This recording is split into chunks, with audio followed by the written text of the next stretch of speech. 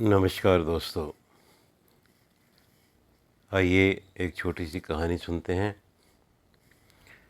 लखनऊ शहर में एक फ़कीर था जो कि जब भिक्षा मांगने निकलता था तो एक आवाज़ लगाया करता था कि मौला दिलाए तो मिल जाए, मौला दिलाए तो मिल जाए। इस प्रकार जब वो आवाज़ लगाता तो जो भी उसको कोई भिक्षा देता वो बड़े ही संतोष के साथ लेके अपने बच्चों का पेट पालता, तो शुक्र करता उस प्रभु का कि उसको रोज़ी इसी ढंग से मिल रही है कि जो भी मिला है उसमें उसको संतोष रहता।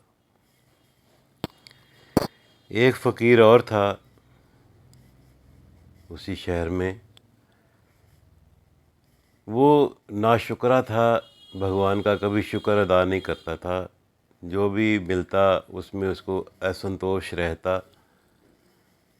कि मुझे कम भिक्षा मिलती है, पता नहीं क्यों लोग मुझे भिक्षा नहीं डालते। तो उसको एक तरकीब सूझी। आप जानते हैं कि लखनऊ एक नवाबों का शहर है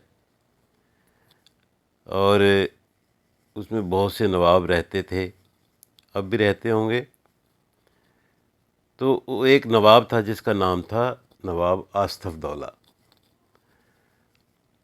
वो फ़कीर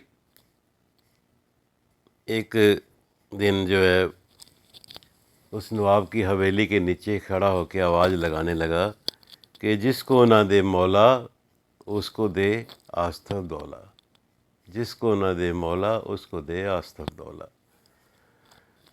उस नवाब ने जब ये बात सुनी तो उसने ये सोचा कि कोई ज़रूरतमंद फ़कीर है जो आवाज़ लगा रहा है और मुझे भगवान से भी ऊपर रख रहा है।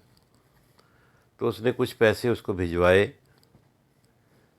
अपने नौकर के हाथ और वो पैसे लेके चला गया। अगले दिन फिर आया, फिर आवाज़ लगाने लगा कि जिसको ना दे मौला उसको दे आस्तफ दौला। अब नवाब साहब ने ये सोचा कि इसको कोई बड़ी ज़रूरत है, ये ज़्यादा कुछ चाहता है। तो उसने खरबूजा मंगवाया, उस समय खरबूजों का मौसम था। खरबूजा मंगवा के और उसमें चीर लगा के उसको कट लगा के उसमें अपने हीरे की अंगूठी डाल के नौकर के हाथ वो खरबूजा उसको भिजवा दिया।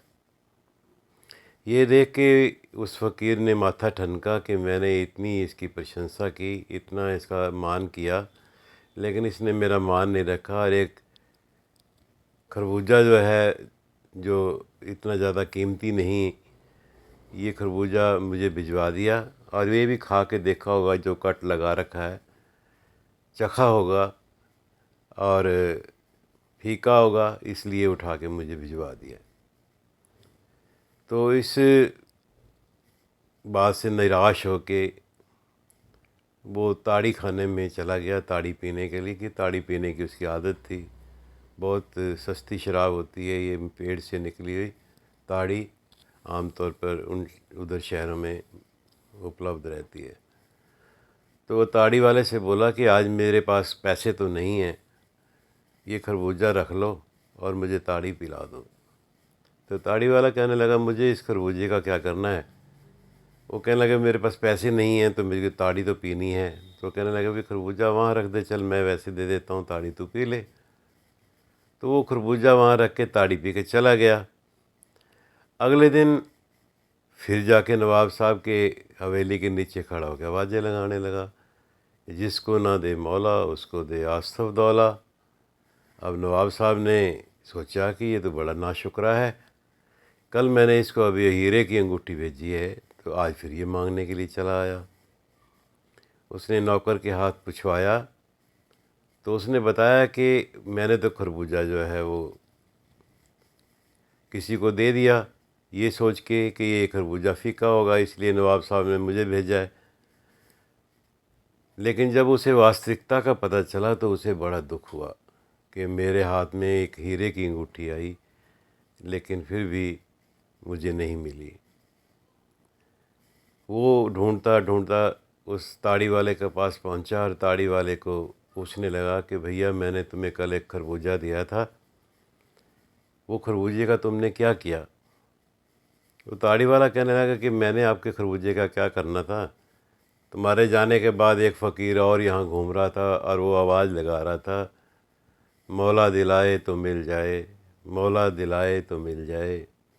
तो मैंने वो खरबूजा उसको दे दिया, तो वो लेके चला गया। अब ये नहीं पता था उसका पता ठिकाना कहाँ है, कहाँ का रहने वाला था, लेकिन उसने बहुत ढूंढा उसे, वो फ़कीर उसे नहीं मिला।